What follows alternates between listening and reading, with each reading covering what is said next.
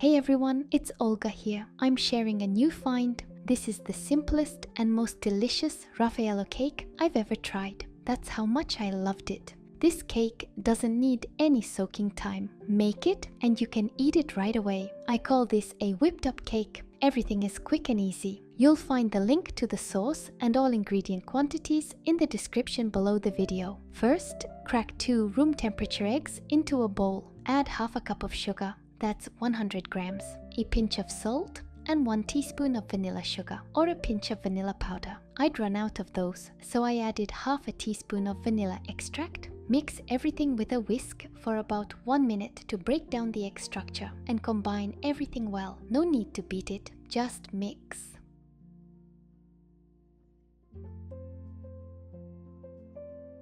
Next, pour in 1 cup of kefir of any fat content or plain liquid yogurt with no additives. The kefir should also be at room temperature. If it's cold, you can warm it slightly. Then add 3 to 4 tablespoons of refined vegetable oil, about 60 grams by weight. Mix with a whisk. Sift 1 cup of flour through a sieve. That's 160 to 180 grams, depending on your ingredients. Since egg sizes and kefir thickness can vary, you might need slightly more or less flour. Add 1 teaspoon of baking powder and 1/4 teaspoon of baking soda, since kefir is an acidic environment and the soda will react with it. If you don't want to use baking powder, just use half a teaspoon of baking soda instead. Mix everything with a whisk until you get a smooth, lump-free batter. The consistency should be like a thin pancake batter. Now add half a cup, 100 grams, of desiccated coconut to the batter. Stir it in. You should end up with a fluid batter that drips easily off a spatula. Next, you'll need a 20 cm springform pan. Line the bottom with non-stick parchment paper. Don't grease the sides. Pour the batter into the pan. It won't leak. Bake the sponge in a preheated oven at 170 degrees Celsius for about 25 to 30 minutes until a toothpick comes out clean. While the sponge is baking, let's make a delicious cream, just like in Raffaello chocolates, only even better. In a saucepan or frying pan, crack 1 egg, add half a cup of sugar, 100 grams or 4 heaping tablespoons. Then add a pinch of vanilla powder or 1 to 2 teaspoons of vanilla sugar, or like me, half a teaspoon of vanilla extract. Next, add 1 heaping tablespoon of cornstarch, about 25 grams by weight. Mix everything with a whisk until smooth and lump-free.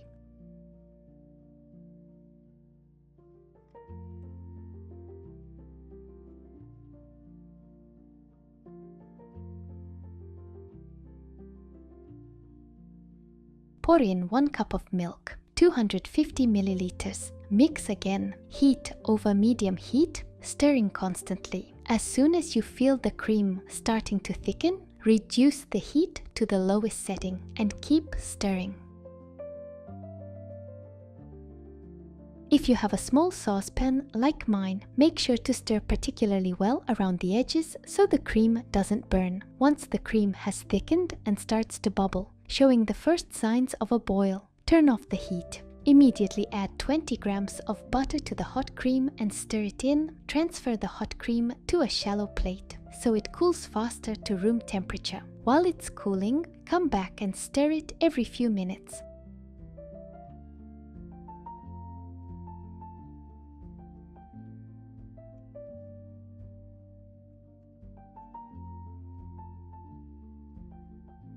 After 15 to 20 minutes, the cream will be cool. Then cover the slightly warm or room temperature cream with cling film pressed directly onto the surface and refrigerate for about 20 to 30 minutes until it's cold.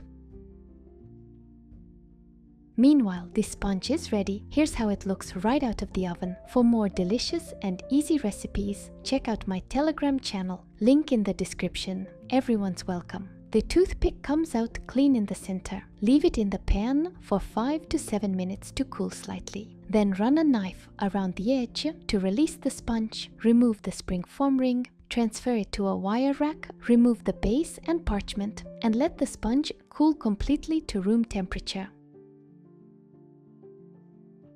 Transfer the cold custard to a clean dry bowl and beat it with a mixer for 1 to 2 minutes to soften it and make it smooth and airy. Then, in 2 additions, add the cold cream cheese. You'll need 200 grams. Curd cheese or spreadable cream cheese works best for this. Add the first portion and beat for about 30 to 40 seconds, just until combined. Add the second portion and beat for another 30 to 40 seconds. Don't overmix after adding the cream cheese, or it may split. Just bring the ingredients together and stop. You end up with a wonderfully delicious cream, as close as it gets to a Raffaello filling, and in my opinion, even better.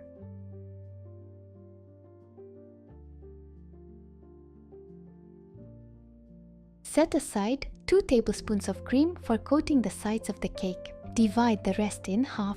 Cut the cooled sponge into 3 layers. Inside, you'll find a soft, moist crumb. The sponge is simple to make, but turns out delicious.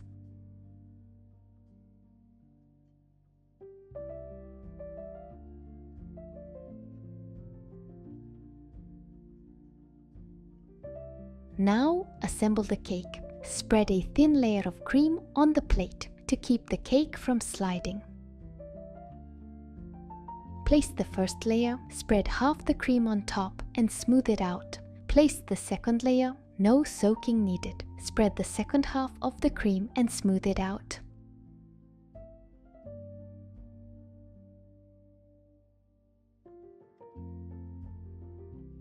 Place the third layer. I trim off the top crust with a knife. That's optional. Spread the reserved cream over the top and sides. In the original recipe, the author coated it with orange jam, but I was worried it might not go well with the coconut, so I left it out. Do whatever feels right to you. Finally, sprinkle desiccated coconut all over the cake.